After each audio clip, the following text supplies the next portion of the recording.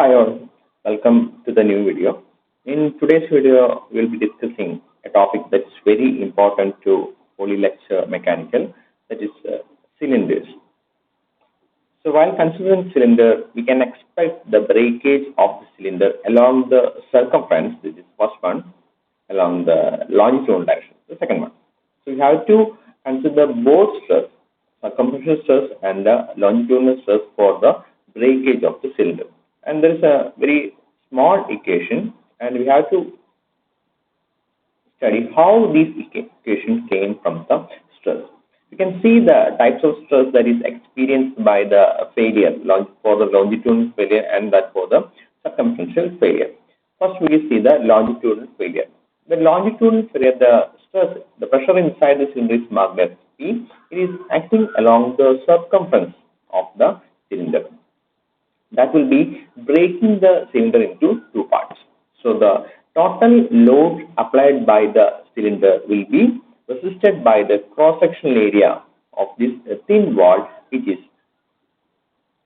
resisting the pressure and preventing the breakage. So we are equating the total pressure applied by the gas inside the cylinder and with the wall thickness of the cylinder.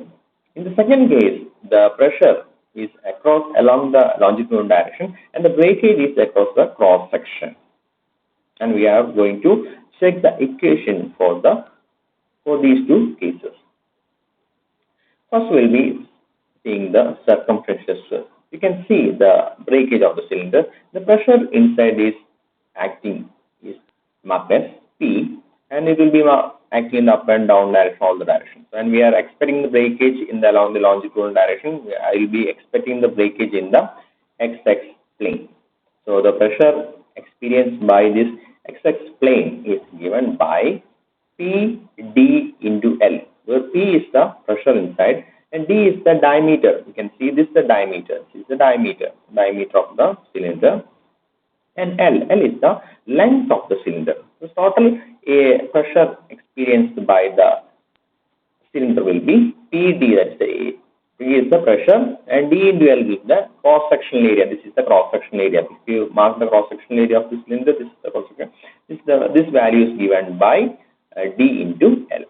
So that is the total force experienced by the cylinder wall. And that will be resisted by this small thickness. And if we are taking the thickness across the cross section, it will be like this.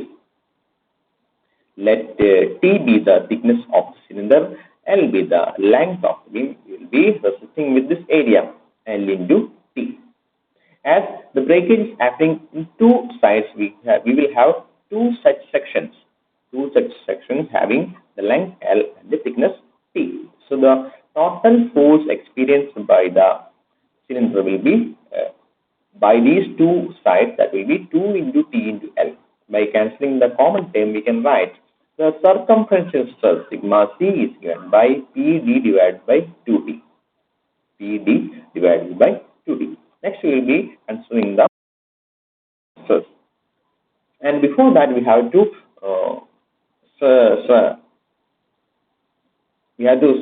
study the value Hooke's stress. Hooke's stress is the stress experienced by the along the circumference. That is also the second name of circumferential stress. Sometimes you may expect the questions like Hooke's stress.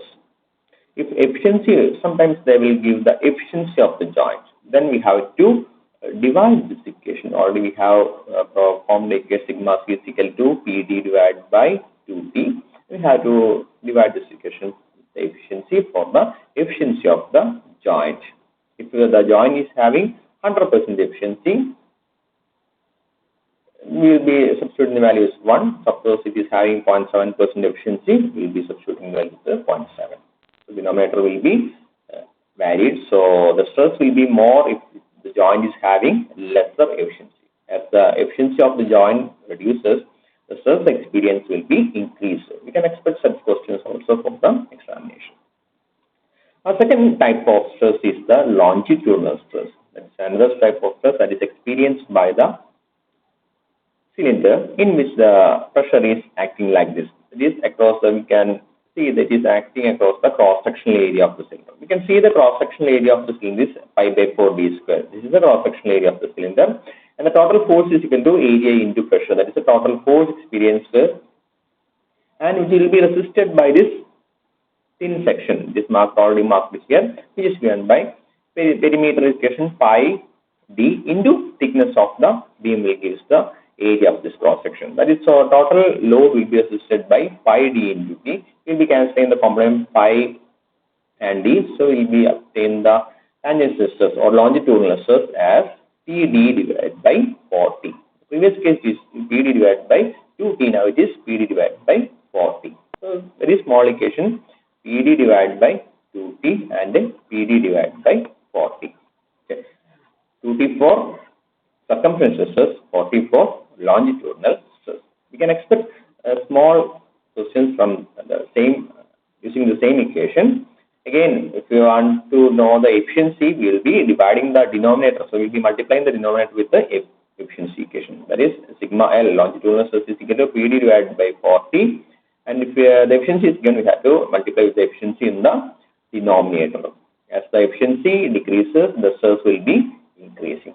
Here we have a very small problem in connection with this topic. A steam boiler of 800 mm diameter is made up of 10 mm thick. So diameter D is given as 800 mm and the thickness is given as 10 mm. If the boiler T is given as 2.5 megapascal, find the circumferential and longitudinal stress induced in the boiler plate. It's a direct question. PD, we can apply the equation PD divided by 2T and PD divided by 40 directly. All the values are given. We'll be applying this equation. So I'll be writing the given values: D, thickness of the plate, pressure. As they have given the pressure in megapascal, I want to convert into Newton per mm square. 1 megapascal is equal to 1 Newton per mm square. 1 megapascal is equal to 1 Newton per mm square. 1 pascal is equal to 1 Newton per meter square. You have to remember these two.